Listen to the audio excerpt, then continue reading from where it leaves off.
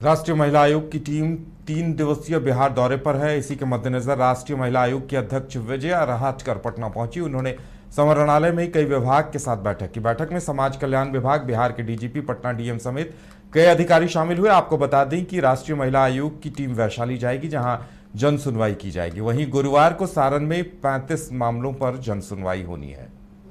जो महिला थाने हैं वो महिला थाने किस तरीके से काम करते हैं, हम ये भी देख रहे हैं कि डोमेस्टिक वायलेंस की कंप्लेंट्स या आगे चल के मैं ये कहूँगी कि फैमिली मैटर्स आजकल बहुत ज़्यादा बढ़ गए हैं।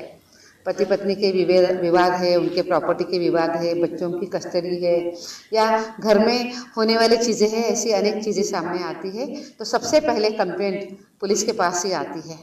और एक तरीके से पुलिस को इस विषय पे बहुत ज़्यादा काम भी करना होता है। ये खुशी की बात है कि बिहार में हर जिले में अलग महिला पुलिस थाना है, जहाँ पे उसकी इंचार्ज एक महिला है जो इसको चलाती है। और उसी के साथ साथ हमारा जो डिपार्टमेंट है समाज कल्याण विभाग जो है, इन्हीं विभाग के साथ पुलिस ने काफ़ी अच्छा तालमेल भी बिठाया है। और इस सभी महिला थाना में उन्होंने अपने काउंसलर्स वहाँ पे प्रोवाइड किए हैं। जब महिलाएं यहाँ पे कंप्लेंट देते आती है तो पति और पत्नी को दोनों को साथ में बिठाते हुए उनमें उनके झगड़े कैसे कम हो सकते हैं और मिलके वो कैसे आगे चल सकते हैं, इसके लिए उनका काउंसलिंग करने के लिए एक काफ़ी अच्छी व्यवस्था पुलिस थाने में हमने खड़ी करी है। इसी के साथ साथ आज मैंने माननीय डीजीपी सर को और उनके सभी डिपार्टमेंट को ये भी आग्रह किया है कि जैसे काउंसलर्स समाज कल्याण विभाग के आपके पास आते हैं, उसी तरीके से जो डालसा है, डिस्ट्रिक्ट लीगल अथॉरिटी है, उनको भी समय समय पे वो पुलिस थाने में ज़रूर बुलाए।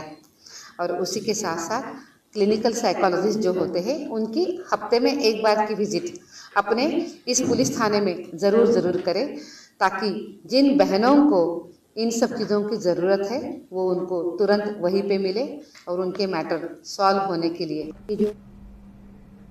पलायन रोको नौकरी दो यात्रा के दौरान कांग्रेस नेता कन्हैया कुमार सहरसा पहुंचे। यात्रा सहरसा शहर के विभिन्न मार्गों पर चलते हुए कांग्रेस कार्यालय पहुंची थी, लेकिन रास्ते में ही युवाओं ने गोदी मीडिया का नारा लगाते हुए मोदी सरकार पर जमकर निशाना साधा। उन्होंने कांग्रेस कार्यालय में मीडिया से बातचीत करते हुए कहा कि विभिन्न पार्टियों की अपनी विचारधारा है, अपना चुनावी एजेंडा है। हम किसी भी पार्टी, सरकार या उनके विचारधारा पर सवाल नहीं उठा रहे। हम कहते हैं कि जब सभी पार्टी के लोग जानते हैं कि पलायन हो रहा है तो उसके लिए सामूहिक प्रयास क्यों नहीं हो रहा है। कुछ ना कुछ कहेगा ही, क्योंकि मेरी अपनी एक विचारधारा है। मैं एक पार्टी से जुड़ा हुआ, उस पार्टी का अपना एक इतिहास है, उस पार्टी की अपनी संस्कृति परंपरा है, उसकी अपनी विचारधारा है। तो स्वाभाविक रूप से जो उससे असहमत होंगे उस पर सवाल उठाएंगे।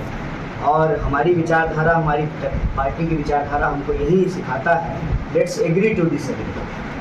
सहमत और असहमत का अधिकार लोकतंत्र में सबके पास सुरक्षित है। तो विपक्ष जो कहना चाहते हैं वो कहें, और हम उसको सफाई में नहीं, बस एक स्थिति स्पष्ट करना चाहते हैं कि यह यात्रा एक जो है महान और चुनौतीपूर्ण उद्देश्य लेकर के चल रही है। तो इसमें हमारे दिमाग में कोई इफ और बट नहीं है। हमें आता नहीं ना मुहतरम को मुहतरम कहना, किसी को ज़्यादा किसी को कम।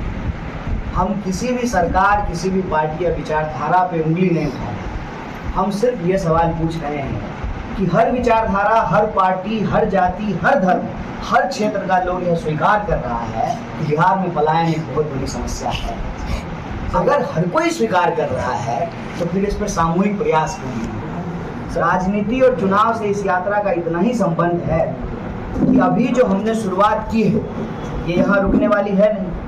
कल को हम भी चुनाव लड़ेंगे। हम भी चुनाव लड़ने का मतलब हमारी पार्टी चुनाव लड़ेगी। हम एनजीओ तो नहीं है ना, चुनाव तो लड़ेंगे।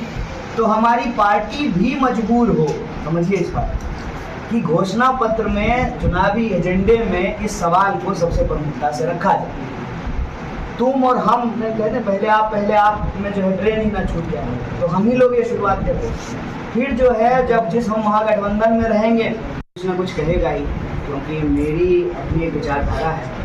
एक पार्टी से जुड़ा। वैशाली के लालगंज में राजस्व कर्मचारी के घर पर जिला प्रशासन ने छापेमारी की, जिसमें कैश, लैपटॉप और जमीन से जुड़े कागजात बरामद किए गए। साथ ही मौके पर 3 लोगों को भी हिरासत में लिया गया है। जानकारी के मुताबिक वैशाली डीएम को इस बात की शिकायत मिली थी कि राजस्व कर्मी अपने आवास पर कार्यालय संचालित कर रहे थे, जो कि पूरी तरह गैरकानूनी है। ऐसे में जिला प्रशासन की तरफ से कार्रवाई की गई। छापेमारी टीम में सदर एसडीओ रामबाबू बैठा, एसडीपीओ गोपाल मंडल और लालगंज थाना के प्रशिक्षु आईपीएस शैलजा ने मिलकर कर्मचारी आवास पर छापा मारा। प्राइवेट मकान में अवैध रूप से ऑफिस संचालित करने का सूचना मिला था। जांच हुई, इसमें पाया गया कि राजस्व कर्मचारी का एक अवैध रूप से ऑफिस संचालित की जा रही थी। बहुत सारे डॉक्यूमेंट्स हैं, कैश भी है, लैपटॉप भी है, और लैपटॉप है, सभी की जब्ती सूची बन रही है। कुछ आदमी को हिरासत में भी लिया गया है। हाँ, बिल्कुल, वो बिचौलिए होने का संदेह है और उनके पास से मोबाइल में जो व्हाट्सएप चैटिंग है, सबसे स्पष्ट होता है कि वो बिचौलिए ही होंगे, जिसकी जांच चल रही है। सर, किस कर्मचारी का ये ऑफिस? ये अवधेश प्रसाद है, नगर परिषद लालगंज के राजस्व कर्मचारी हैं। किस मकान में चल रहा है? गृह स्वामी को कस्टडी ले गया। गृह स्वामी के ही कमरे में किराए पर राजस्व कर्मचारी लिए हुए हैं। तो ये अवधेश प्रसाद के ही संरक्षण में चल रहा था यहाँ? ये भी जांच चल रही है। निश्चित तौर पे जो अन्य व्यक्ति आए थे काम के लिए, उनका भी यही कहना था कि हम राजस्व कर्मचारी से मिलने आए थे।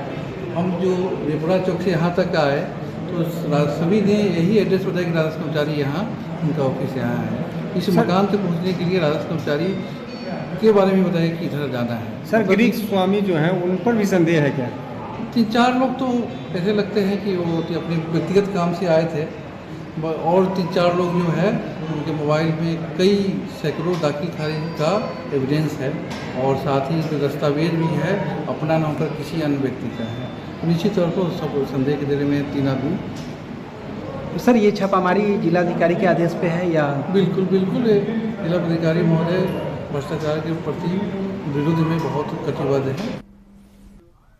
विधान परिषद में वित्त रहित शिक्षकों को लेकर सदस्यों की तरफ से आवाज उठाई गई, जिसके बाद सरकार ने यह कहा कि जल्द ही सरकार की तरफ से भुगतान किया जाएगा। इसी क्रम में संसदीय कार्य मंत्री विजय चौधरी जब सत्र से बाहर निकले तो मीडिया से एक बार फिर वित्त रहित शिक्षकों के मामले पर सरकार की संवेदनशीलता का हवाला दिया गया और कहा कि जल्द ही अनुदान मिल जाएगा। साथ ही विजय चौधरी ने वक्फ बोर्ड बिल से जुड़े सवाल पर कहा कि बिहार सरकार अल्पसंख्यक समुदाय के प्रतिनिधियों से बात कर उनकी जायज बातों को जेपीसी को अवगत कराएगी। उन्होंने कहा कि बिहार सरकार की मंशा साफ है, विपक्ष बस इसे चुनावी मुद्दा बनाना चाहती है।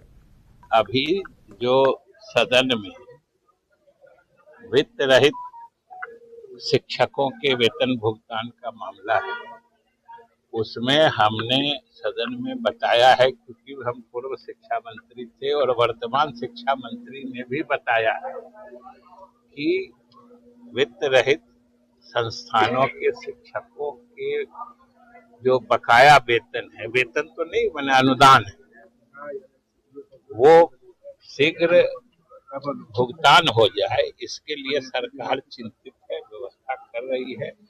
और ये नीतीश सरकार ने ही उनको अनुदान का प्रावधान किया, इसलिए हम लोगों की पूरी हमदर्दी वित्त रहित शिक्षकों से है और हम लोग हर हाल में चाहते हैं कि उनका भुगतान जल्द से जल्द हो जाए। वो बोर्ड को लेकर सब प्रोटेस्ट कर रहा है, उसको लेकर क्या कहना कर रहा है? और तमाम मुस्लिम संगठन यह कह रहे हैं कि जेडीयू ने अपना रुख अभी तक स्पष्ट नहीं किया है। जेडीयू ने